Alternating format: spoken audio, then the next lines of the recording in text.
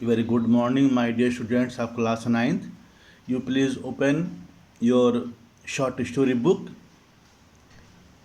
page number 54, chapter number 3, A Horse and Two Goats. The shopkeeper asked to Muni, "Have you daughter?" Sneered the shopman, scorned the shopman, "And she is sending you money? For what purpose, may I know?" "Birthday, 50th birthday," said Muni quietly. Muni quietly said that it is my 50, on my 50th birthday, she will send me, she is sending money to me. "Birthday? How old are you?" Muni repeated weakly, not being sure of it himself. He was not sure whether he is really 50 years old or not. 50. He always calculated his age from the time of great famine, when he stood as high as the parapet around the village well.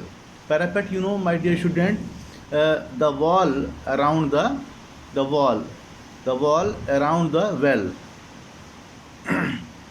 around the village well. But who could calculate such things accurately nowadays with so many famines occurring? In those days, so many famines were occurring, so it was very difficult for him to calculate the accurate birthday or his age. The shopman felt encouraged when other customers stood around to watch and comment. Other customers were also there. They also commented, and as they commented, the shopkeeper encouraged himself. Says, "More likely you are 70. It seems that you are of 70 years old," he said to Muni. "You also forget that you mentioned a birthday 5 weeks ago when you wanted castor oil for your holy bath. You also forget that you mentioned a birthday when you came to my shop to take some item and told me that 5 years ago you wanted castor oil, a pale yellow vegetable oil for your birthday, for your holy bath. You came here." At this Muni unobtrusively rose, not noticeable, quietly rose from there and moved off. He later told his wife that his scoundrel would not give me anything. That rascal, that worthless fellow, shopkeeper, would not give me anything. So go out and sell the drumsticks for what they are worth. What money you get from selling, after selling the drumstick, you get, go out. He flung himself down in a corner to recoup from the fatigue of his visit to the shop. He flung himself down in a corner to recoup, to make back from the fatigue of his visit to the shop. He wanted to relax himself. His wife said, "You are getting not no sauce today, nor anything else. Nothing. You are not getting any sauce today, nor anything else. I can't find anything to give you to eat. Nothing is there in the kitchen. Fast till the evening. Go and fast till the evening. I will do you good. It will do you good. It is better for you. Take the goats and be gone now. Take the goats and be gone now."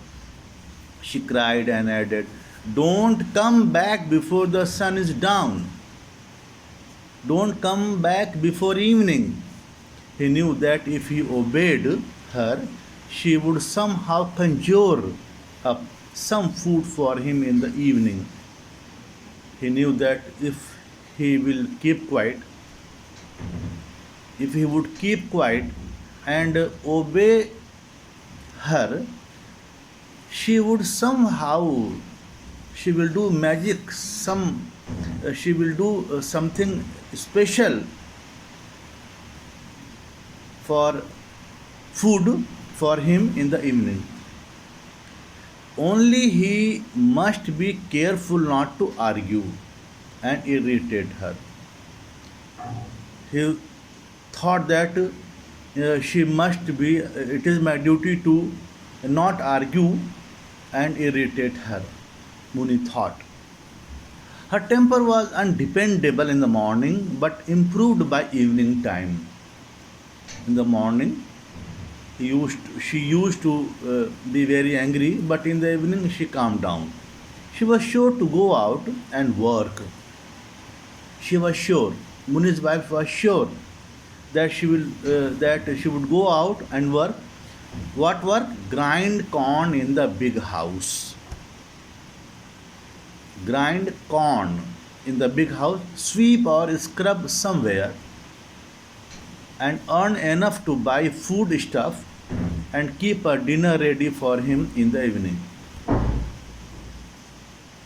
Unleashing the goats, releasing the goat from the drumstick tree where he tied his goats from the drumstick tree, Muni started out, driving them ahead and uttering weird cries, wild, strange cries from time to time in order to urge them on, to go them ahead.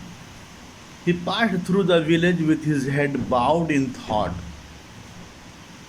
He passed his village with his head bowed in thought. He was pondering over something. He did not want to look at anyone or to be accosted or to speak to first to anyone. A couple of cronies lounging, a couple of close friends waiting, lounging, waiting in the temple corridor hailed him. A couple of close friends waiting in the temple corridor saluted him, but he ignored their call.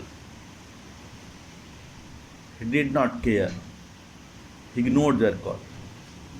The shopman had said that he was 70. At 70, one only waited to be summoned by God. This is the time to meet the God, he thought. When he was dead, what would his wife do? He was thinking.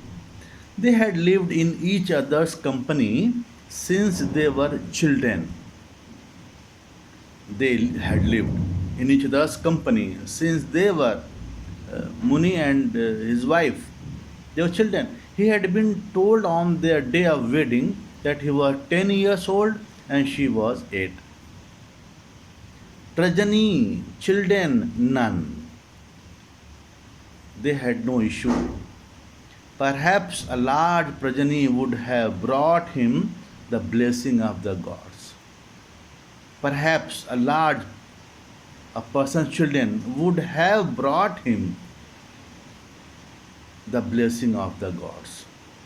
Some person who had so many children would bless him, and they will have progeny or children after that. And what happened after that, you will study in my next video. Thank you so much, students.